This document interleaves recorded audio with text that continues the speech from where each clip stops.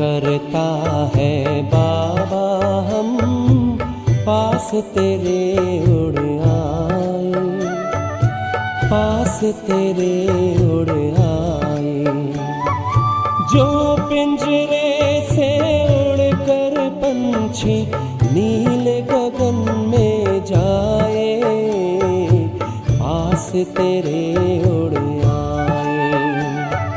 जी करता है बाबा हम पास तेरे उड़ आए, पास तेरे उड़ आए।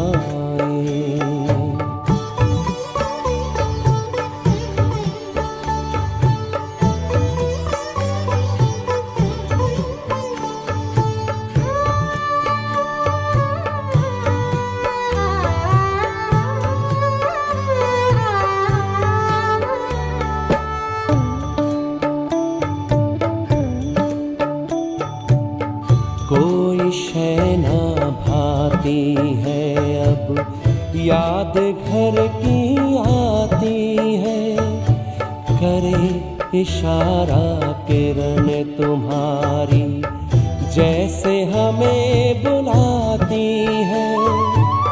तेरी याद में समा के हम तो तुम सा ही बन जाए, पास तेरे उड़ आए, पास तेरे उड़ आए।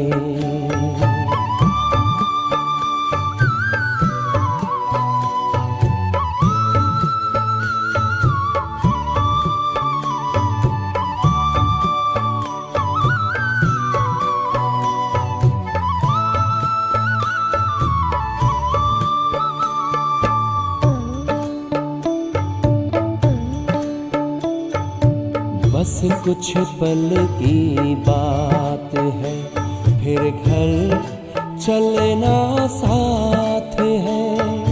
हाथ में हाथ तुम्हारे बाबा प्यार की बरसात है। संगम युग में संग में तेरे हर पल मिलन मनाए, पास तेरे उड़ आए, पास तेरे उड़ आए।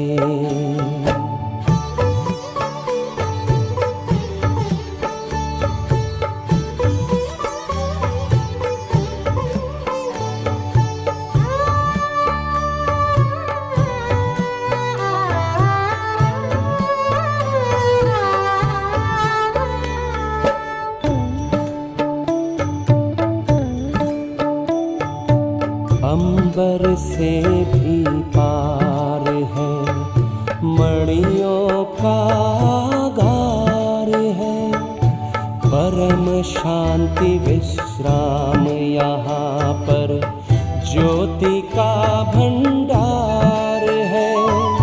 परमानंद सुधा नैनों से वसुधा पर छलकाए, पास तेरे उड़ आए। जी करता है बाबा हम पास तेरे उड़ आए, पास तेरे उड़ आए। जो पिंजरे से उड़कर पंछी नील गगन में जाए, पास तेरे उड़ आए।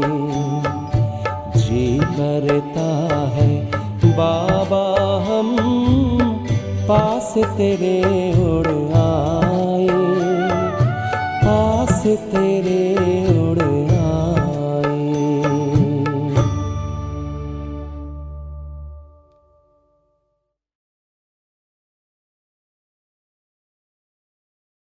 ओम शांति। प्यारे बाप दादा के अनमोल महावाक्य। मीठे बच्चे, यह राज सभी को सुनाओ कि आबू सबसे बड़ा तीर्थ है। स्वयं भगवान ने यहाँ से सबकी सद्गति की है। प्रश्न, कौन सी एक बात मनुष्य अगर समझ जाए तो यहाँ भीड़ लग जाएगी? उत्तर, मुख्य बात समझ ले कि बाप ने जो राजयोग सिखाया था वह अभी फिर से सिखा रहे हैं। वह सर्वव्यापी नहीं है। बाप इस समय आबू में आकर विश्व में शांति स्थापन कर रहे हैं। उसका जड़ यादगार दिलवाड़ा मंदिर भी है। आदि देव यहाँ चैतन्य में बैठे हैं। यह चैतन्य दिलवाड़ा मंदिर है। यह बात समझ ले तो आबू की महिमा हो जाए और यहाँ भीड़ लग जाए। आबू का नाम बाला हो गया तो यहाँ बहुत आएंगे। ओम शांति। बच्चों को योग सिखाया और सब जगह सब आप ही सीखते हैं। सिखलाने वाला बाप नहीं होता, एक दो को आप ही सिखलाते हैं। यहाँ तो बाप बैठ सिखलाते हैं बच्चों को। रात दिन का फर्क है। वहाँ तो बहुत मित्र संबंधी आदि याद आते रहते हैं। इतना याद नहीं कर सकते हैं, इसलिए देही अभिमानी बहुत मुश्किल बनते हैं। यहाँ तो देही अभिमानी तुमको बहुत जल्दी बनना चाहिए, परंतु बहुत हैं जिनको कुछ भी पता नहीं है। शिव बाबा हमारी सर्विस कर रहे हैं। हमको कहते हैं अपने को आत्मा समझ बाप को याद करो। जो बाप इसमें विराजमान है, यहाँ विराजमान है, उनको याद करना पड़ता है। बहुत बच्चे हैं जिनको यह निश्चय ही नहीं है कि शिव बाबा ब्रह्मा तन द्वारा हमको सिखला रहे हैं। जैसे और लोग कहते हैं, हम कैसे निश्चय करें? ऐसे यहाँ भी है। अगर पूरा निश्चय होता तो बहुत प्यार से बाप को याद करते करते अपने में बल भरते, बहुत सर्विस करते, क्योंकि सारे विश्व को पावन बनाना है ना। योग में भी कमी है तो ज्ञान में भी कमी है। सुनते तो हैं परंतु धारणा नहीं होती है। धारणा अगर हो तो फिर औरों को भी धारणा करावे।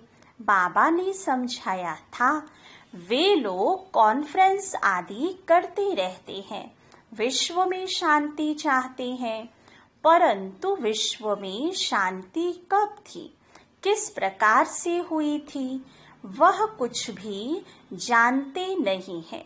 किस प्रकार की शांति थी वही चाहिए ना। यह तो तुम बच्चे ही जानते हो। विश्व में सुख शांति की स्थापना अभी हो रही है। बाप आया हुआ है। कैसे यह दिलवाड़ा मंदिर है। आदि देव भी है और ऊपर में विश्व में शांति का नजारा भी है। कहाँ भी कॉन्फ्रेंस आदि में तुमको बुलाते हैं तो तुम पूछो, विश्व में शांति किस प्रकार की चाहिए। इन लक्ष्मी नारायण के राज्य में विश्व में शांति थी। वह तो दिलवाड़ा मंदिर में पूरा यादगार है। विश्व में शांति का सैंपल तो चाहिए ना। लक्ष्मी नारायण के चित्र से भी समझते नहीं है, पत्थर बुद्धि है ना, तो उन्हों को बताना चाहिए कि हम बता सकते हैं। विश्व में शांति का सैंपल एक तो यह लक्ष्मी नारायण है और फिर इन्हों की राजधानी भी देखना चाहते हो तो वह भी दिलवाड़ा मंदिर में चल कर देखो। मॉडल ही दिखाया जाएगा ना। वह चलकर आबू में देखो।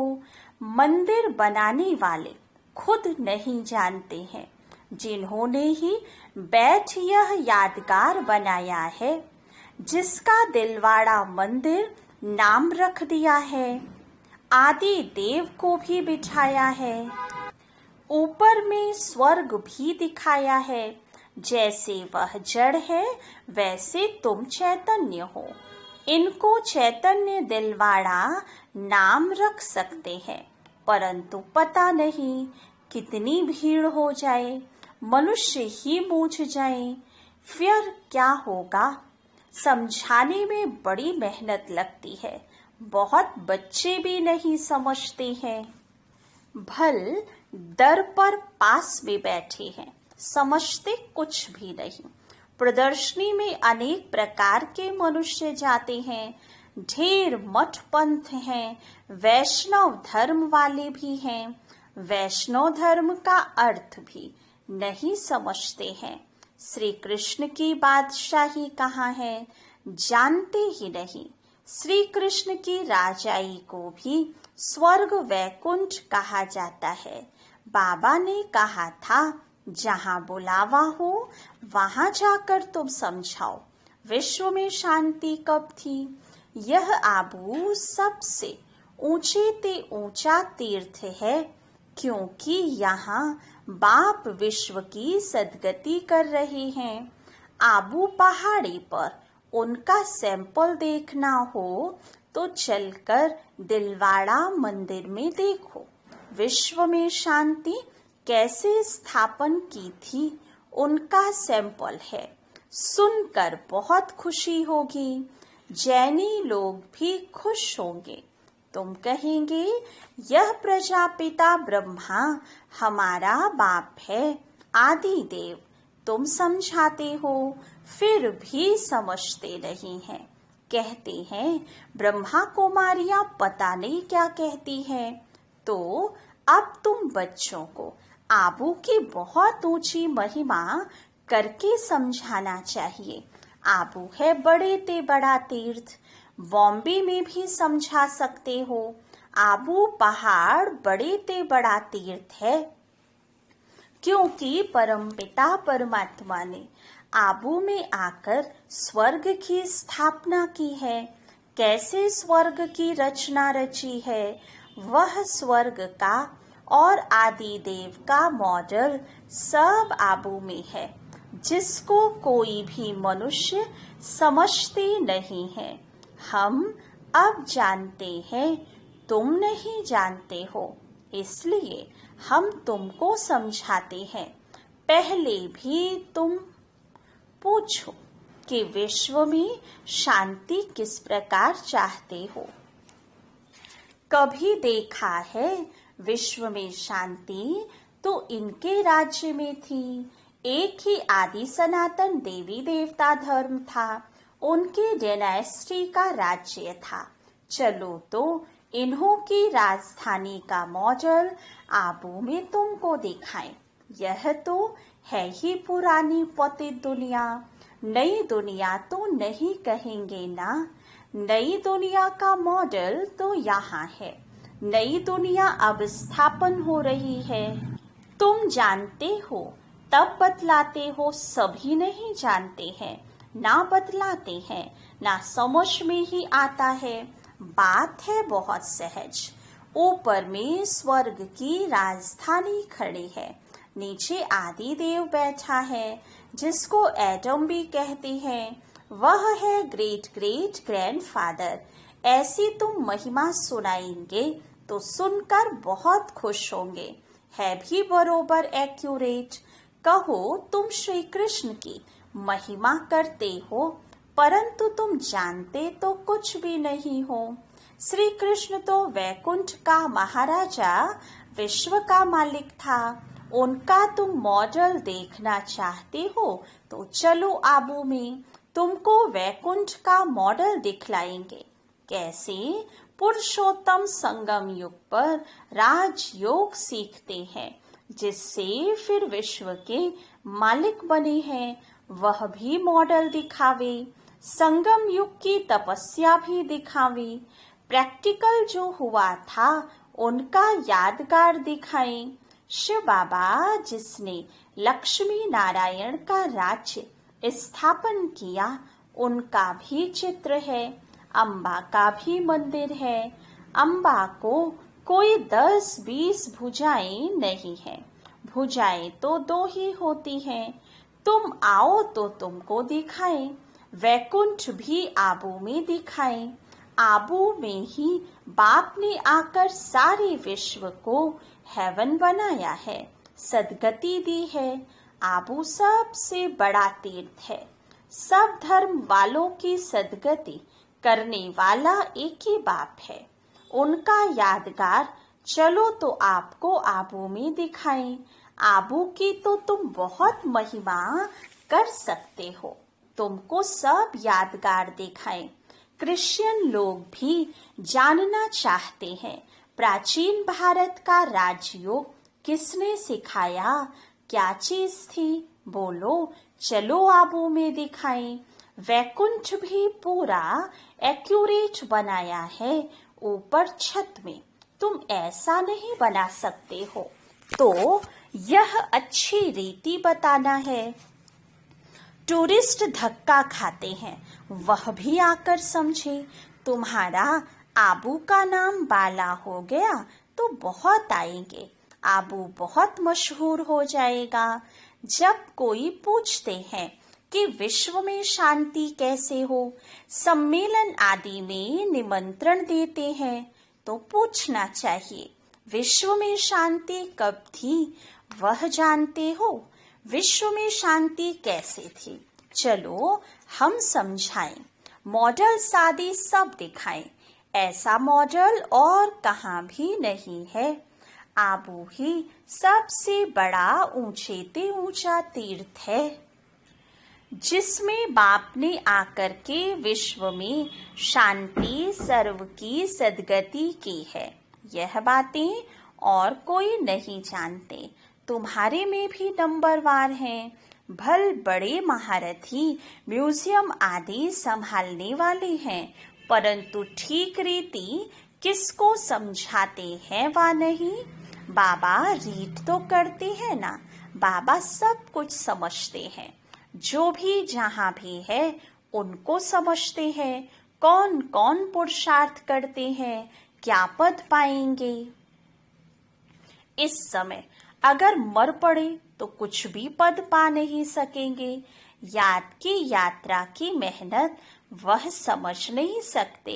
बाप रोज रोज नई नई बातें समझाते हैं। ऐसे ऐसे समझाकर ले आओ। यहाँ तो यादगार कायम है। बाप कहते हैं मैं भी यहाँ हूँ, आदि देव भी यहाँ है, वैकुंठ भी यहाँ है। आबू की बहुत भारी महिमा हो जाएगी। आबू पता नहीं क्या हो जाएगा। जैसे देखो कुरुक्षेत्र को अच्छा बनाने के लिए करोड़ों रुपए उड़ाते रहते हैं। कितने ढेर मनुष्य जाकर वहां इकट्ठे होते हैं। इतनी बदबू गंदगी होती है, बात मत पूछो। कितनी भीड़ होती है। समाचार आया था कि भजन मंडली की एक बस नदी में डूब गई। ये सब दुख है ना। अकाली मृत्यु होती रहती है। वहां तो ऐसे कुछ होता ही नहीं। यह सब बातें तुम समझा सकते हो। बातचीत करने वाला बड़ा सेंसिबल चाहिए। बाप ज्ञान का पंप कर रहे हैं, बुद्धि में बिछा रहे हैं। दुनिया थोड़े ही इन बातों को समझती है। वह समझते हैं नई दुनिया का सैर करने जाते हैं। बाप कहते हैं ये दुनिया अब पुरानी गई की गई। वह तो कहते हैं 40,000 वर्ष पड़े हैं। तुम तो बतलाते हो कि सारा कल्प ही 5,000 वर्ष का है। पुरानी दुनिया का तो मौत सामने खड़ा है। इसको कहा जाता है घोर अंधियारा। कुंभकर्ण की नींद में सोए पड़े हैं। कुंभकर्ण आधा कल्प सोता था, आधा कल्प जागता था। तुम कुंभकर्ण थे। ये खेल बड़ा वंडरफुल है। इन बातों को सब थोड़े समझ सकते हैं। कई तो ऐसे ही भावना में आ जाते हैं, सुनते हैं ये सब जा रहे हैं तो चल पड़ते हैं, उनको बताते हैं। हम शिव बाबा पास जाते हैं। शिव बाबा स्वर्ग की स्थापना कर रहे हैं। उस बेहद के बाप को याद करने से बेहद का वर्षा मिलता है बस। तो वह भी कह देते, शिव बाबा हम आपके बच्चे हैं, आपसे वर्षा जरूर लेंगे, बस बेड़ा पार है। भावना का भाड़ा देखो कितना मिलता है। भक्ति मार्ग में तो है अल्पकाल का सुख। यहाँ तुम बच्चे जानते हो, बेहद के बाप से बेहद का वर्षा मिलता है। वह तो है भावना का अल्पकाल के सुख का भाड़ा।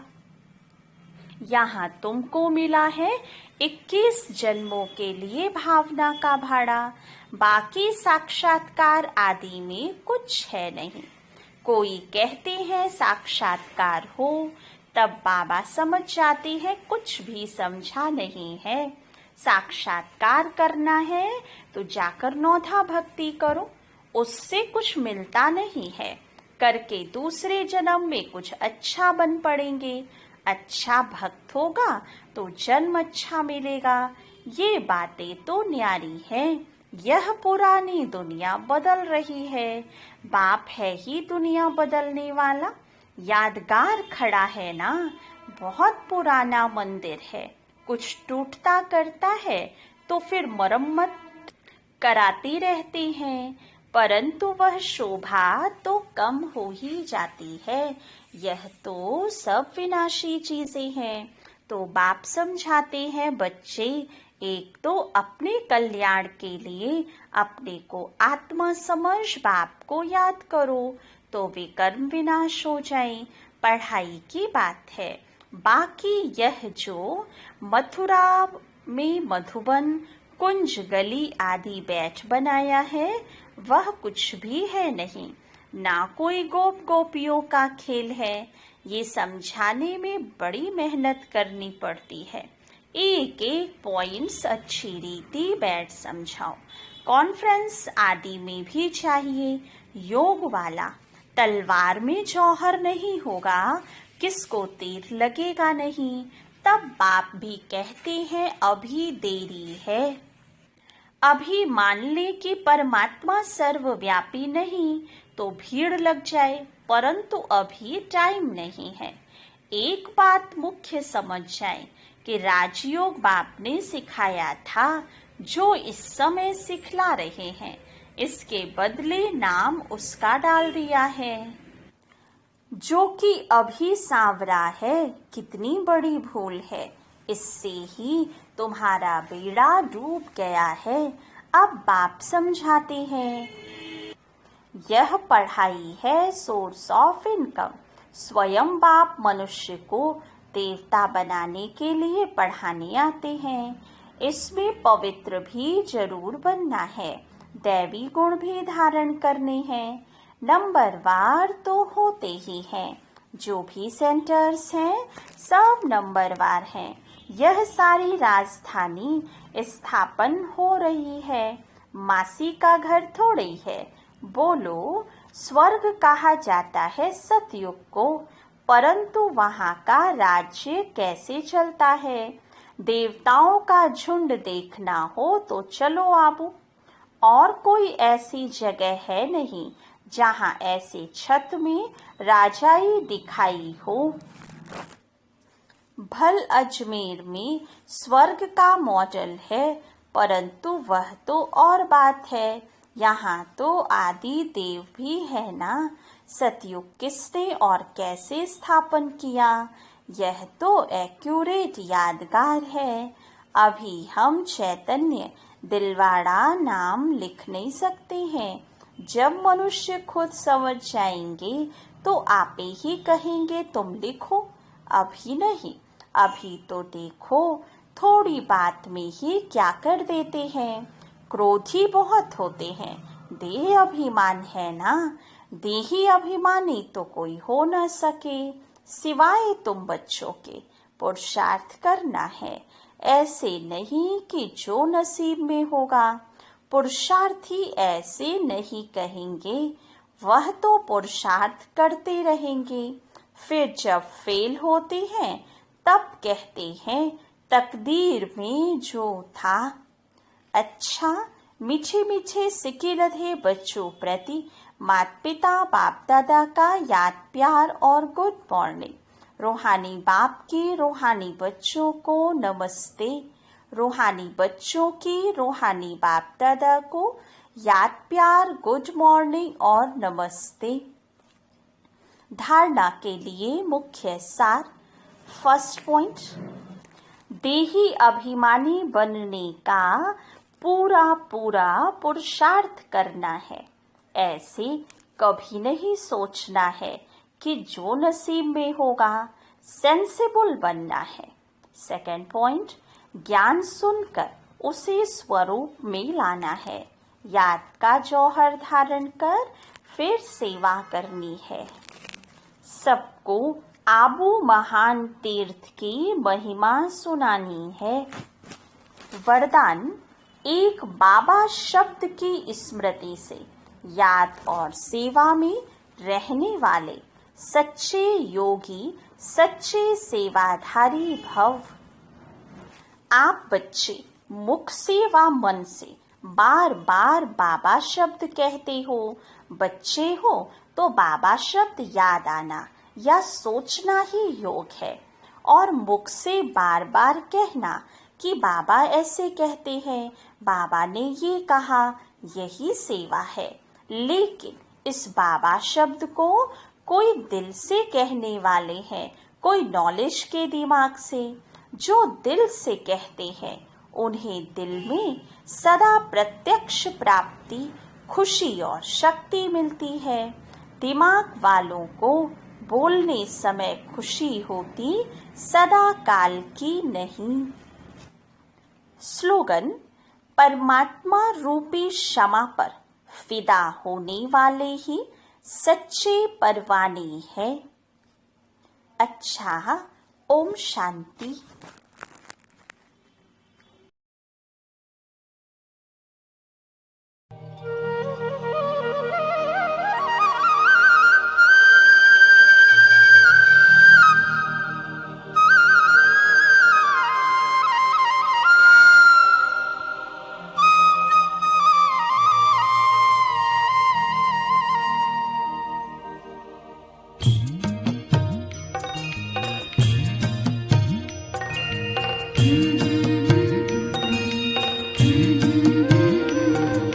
बाबा तेरी मीठी मुरली की धुन सुन कर के मन हर्षाए, हो सुन कर के मन हर्षाए। बाबा तेरी मीठी मुरली की धुन सुन कर के मन हर्षाए, हो सुन कर के मन हर्षाए।